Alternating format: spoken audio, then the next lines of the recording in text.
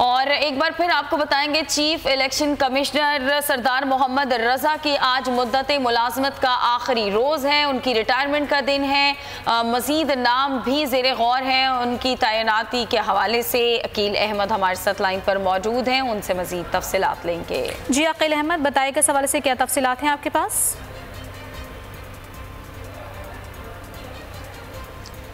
जी बिल्कुल, chief election commissioner सरदार मोहम्मद रज़ा ख़ान आज अपनी 3 साल मुद्दत मुकम्मल करके रिटायर हो रहे हैं। आज उनका आखिरी दिन है और आज रात 12 बजे वो रिटायर हो जाएंगे।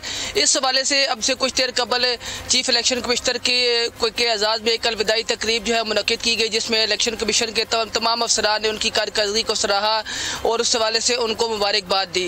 वज़ीर आज़म की जानिब से नए चीफ इलेक्शन कमिश्नर के लिए मौजूदा सेक्रेटरी इलेक्शन कमिश्नर बाबर याकूब समेत 3 नाम जो है उनको भिजवा दिया गया है और अब पार्लियामेंट की पार्लिमानी कमेटी है वो इन 3 नामों में से एक नाम सिलेक्ट करेगी।